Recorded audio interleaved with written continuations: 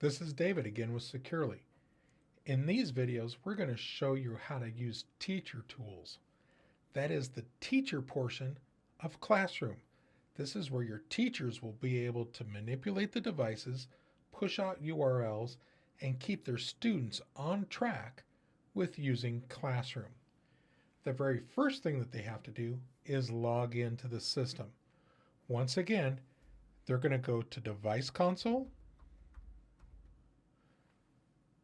.securely.com, just like I have there. Now, the thing with your teachers is they cannot sign in by putting their credentials in unless they come from Schoology or Canvas.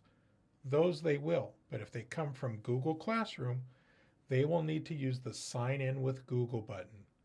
So I'm going to click that, and I'm going to log in as my band teacher.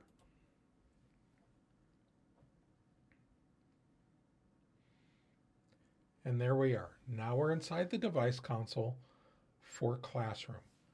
The first thing we're going to look at is classes. Remember, we've enabled classes in our account here so that our teachers can create their own ad hoc or private classes if they want to. So we're going to add a class here. I'm going to go to Add. I'm going to call this class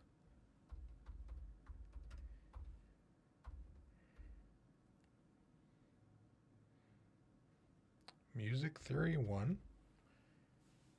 Notice it's already added myself as the teacher, and I hit save. The next thing I'm going to do is add my students to the class. I select Add.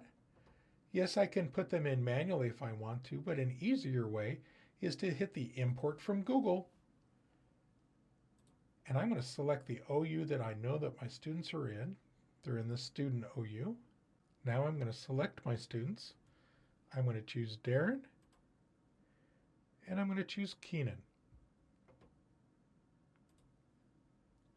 And I'm going to select Import. There are my two students in the class now, Darren and Keenan.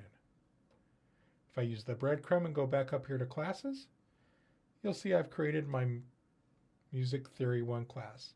Now, if I need to edit anything on that class, all I have to do is click on it. And now I can add the schedule if I want to, or if I want to add any more students, I can go to here and I can add students. If I want to add another teacher, I could go here and add another teacher if I had a co-teacher for that class. Very simple and very easy way to create classes.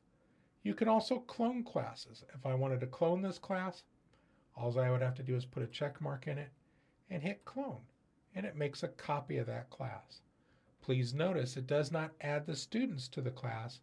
All it does is copy the parameters of that class, which is the title and if there's any schedule with it or not. You still have to go back in and add students. If you needed to delete a class, very simple, put a check mark in the box and hit delete. The next tab that you might look at would be your Google Classroom classes. Notice it only shows me my classes, and I've got two classes here. Now, if I happen to have a class that I see here that is old, I can go into my Google Classroom account and archive that class.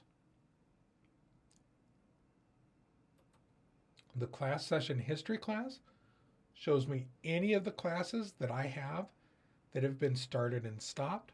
This will keep up to 1 full year, and I can click on any one of those classes and I can see any of the parameters of what my students were doing in that class.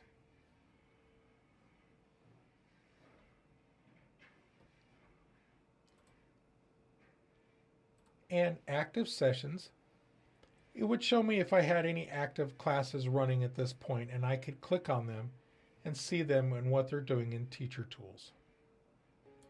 That's the classes area.